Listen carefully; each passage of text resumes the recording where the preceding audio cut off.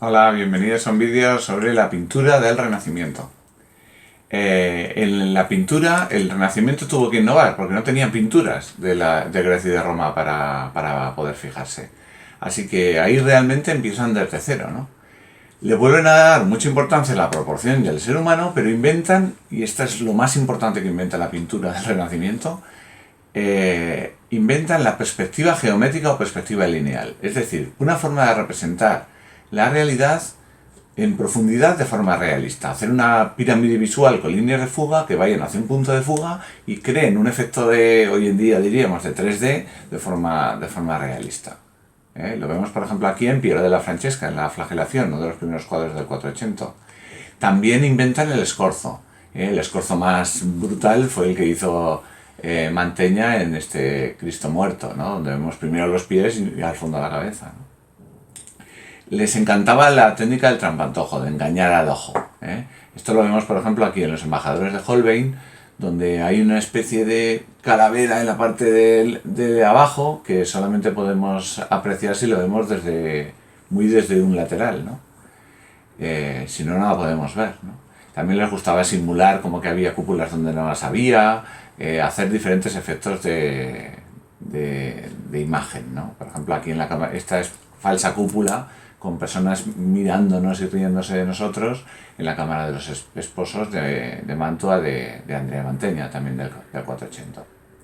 Si os dais cuenta, es una pintura que hay una gran riqueza de color, todas las figuras tienen un volumen, y utilizan sistemas compositivos que, como ya hemos visto, típicos del Renacimiento, el triángulo, el círculo o el cuadrado, ¿no? También es muy importante el retrato, por ejemplo, para dar la fama a las familias nobiliarias que eran mecenas. Por ejemplo, aquí lo vemos en los duques de Urbino, donde vemos ya que aparece el paisaje representado con perspectiva geométrica de una forma bastante idealizada al fondo. Vamos con las dos fases. En el 480, el primer autor que aplica la perspectiva geométrica de forma realista es Masaccio. Veremos en un comentario aparte la Trinidad de Masaccio, que es el primer cuadro pintado al fresco donde se aplica esa perspectiva geométrica. Otro autor es Paolo Uccello. Uccello destaca más por el dibujo y por la representación de batallas con figuras en escorzo, en movimiento y demás, ¿no? Por ejemplo, lo vemos aquí en la batalla de San Romano, ¿no? El autor seguramente más famoso del 480 es Botticelli. Es un autor florentino que no le importaba tanto la perspectiva geométrica como el dibujo, la armonía, la composición, ¿no?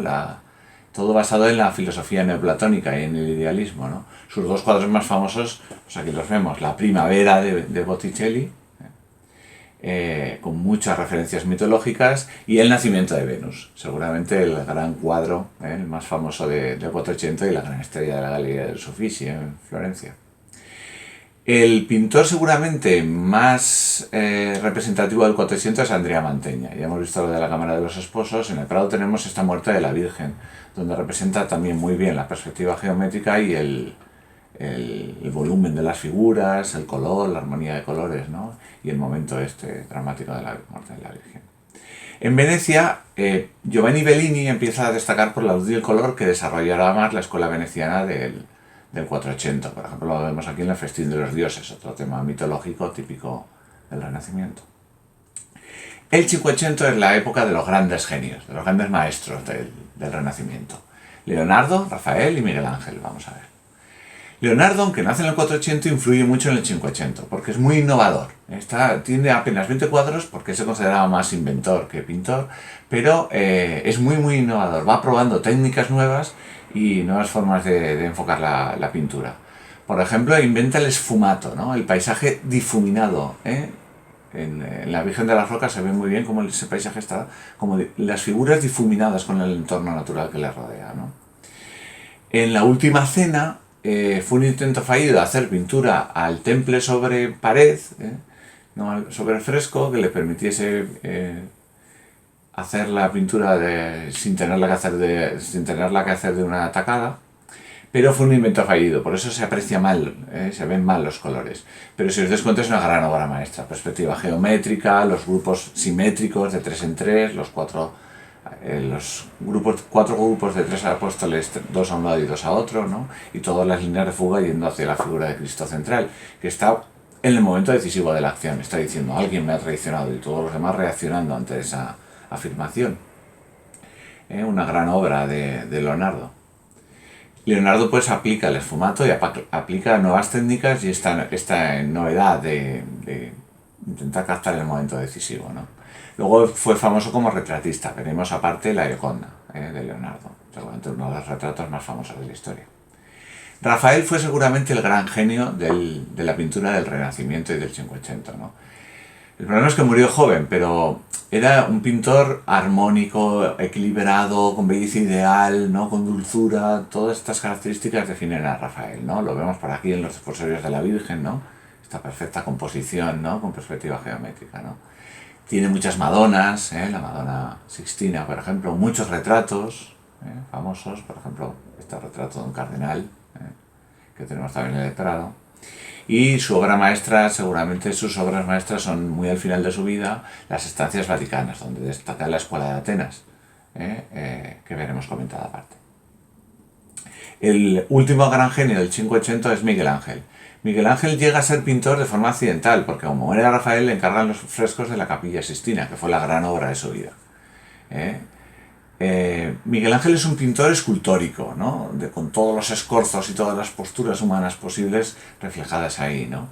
Y la Capilla Sixtina la pintó en dos fases, la bóveda cuando era más adulto, cuando tenía entre 30 y 40 años, y esta gran obra que es el juicio final de la Capilla Sixtina, que está anticipando ya el manierismo y casi el barroco, con todo este movimiento, todas estas figuras sufrientes, ¿no?